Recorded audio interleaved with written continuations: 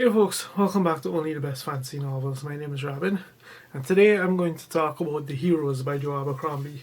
This is the second standalone in the Great Leveler trilogy, his trilogy of standalones following the First Law trilogy. And for me, personally, this is my all-time favorite First Law book. So let's get into this. What is The Heroes even about? So The Heroes follows a 3-day war that happens when the Union decides to march on the North. And we basically have a brawl that happens at the Heroes, which is this rock formation on an inconsequential hill surrounded by inconsequential land. And it's basically the point where this war gets fought. So over the course of 3 days, we follow just this epic action packed sequence between the Northmen and the King's forces, and alongside that we have other stories that play out. We have on the Northman side we have an attempt at rebellion, and on the Union side we have machinations going on with certain characters who are trying to climb back up the social ladder. So anyway, as with all of Joe Abercrombie's books, it's just excellent character work. The This book in particular, given it's a battle scene and a huge battle sequence and all of that, is just spectacularly paced, action packed, fun from start to finish. In the typical Joe Abercrombie style, it's packed loaded with humor with one particular character more than most. And of course, there's the situational humor that he injects, because of course Joe has a lot to say when it comes to war and that kind of thing, and just the makeup of the Union in general. So anyway, let's get into it. It's all the standard stuff we expect from him at this point. He delivers by the spade load in this book. Let's get into it. What I really want to talk about, which is just the idea of like heroism that's kind of included in this book. So over the course of the book, we follow multiple characters on both sides of the fence, both on the Union and on the Northman side, and following those characters, we get different variations on just heroism and what it can look like, what it can mean. On the Union side, we have a story where we follow a character who's out to gain respect. He's acknowledged as a very fierce, as a top class swordsman, but due to some ill luck in life, he's just never quite managed to accumulate that social status, that respect that kind of skill level would typically garner.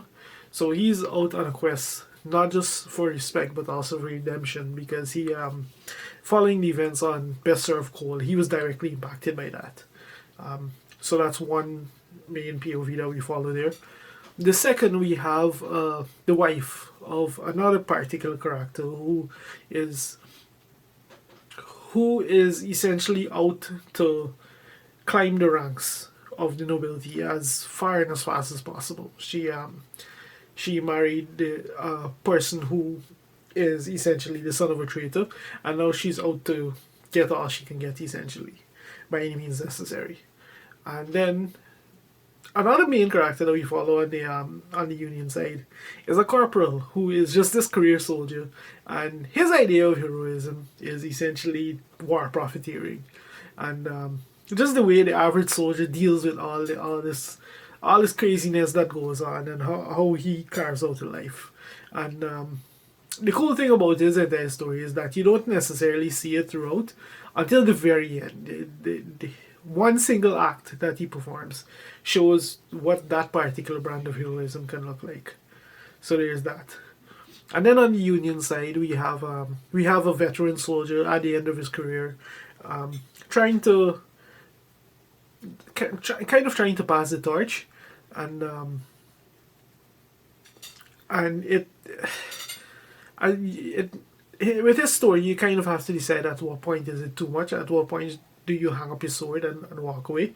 Um, it works better when you. I can't quite delve into it. It works better when you read it. You understand kind of where I'm getting at more. Um, then we have just the internal politics of Black Daw's crew as they essentially fight this war and also attempt to not kill each other in the process. Because this is a bunch of people who don't necessarily get along, and they are therefore to unite essentially against the Union. And then we have a recurring character from the First Law trilogy who is out to reclaim what potentially could be seen as his right, as his due. And he's not. This is a character which is very interesting because he's known. He's not necessarily known for his fighting skill. He's actually infamous for his fighting skills, and his particular brand of the way he operates is very different from the typical Northman, and that made his story extremely interesting to follow, because he doesn't necessarily always make the right moves, but he does make some very interesting ones. And then finally, the last main POV that we follow on the Northman side is someone new. They're the child of a known hero from mentioned multiple times across the series, and like they've grown up on the songs, they've grown up on the sagas and they dream of glory and that kind of thing, and then they go to war and they find out what reality is like. So, like I said, across these varied storylines, you have very different brands of heroism and what it can look like, and that's before we even get to the leadership of the Union, and that particular motley crew, and they're just a mixed bag to begin with. As is typical of the Union leadership, they're aristocratic, they're incompetent by and large. They're completely disassociated from reality of what makes sense in a war. So as usual, the grunts on the ground pay the price. And what's cool about that particular side of the story is that we get an alternate explanation through one of them. We get an alternate explanation for why the Union leadership never quite seems to make the right move. In particular, with one of them, we see that the further up the ranks he climbed, the less control he had over everything, and it's kind of eye opening, because throughout these books, like literally 5 books now, you always have this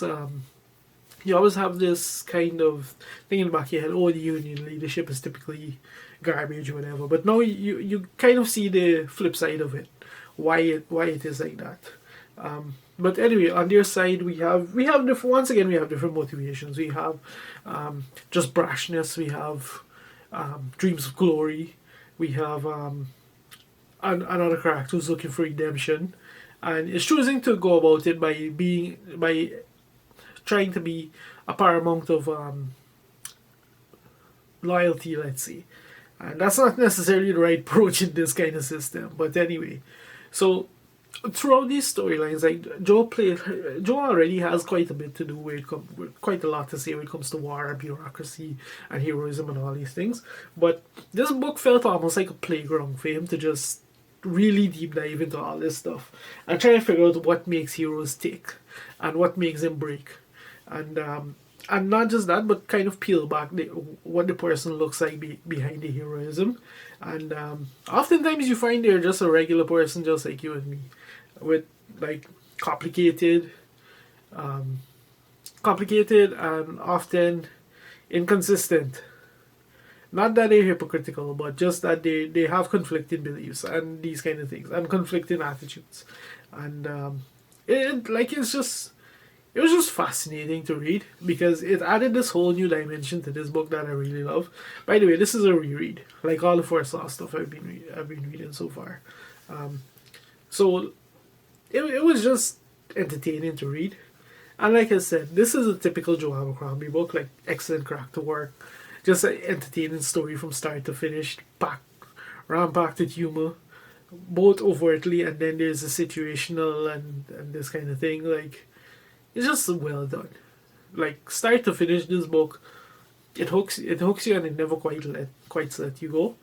And yeah, I think that's kind of all I have to say about Heroes. Like, it is my favorite of the four Saw books, and on a reread, it's even more so. It is still my favorite of the four Saw books, and I expect if when I read it again, when another 10 years pass and I decide to read this trilogy, the series again, it probably still will be my favorite of the four Saw books. So yeah, if you made it this far into the video, thank you very much for watching, and I'll see you next time.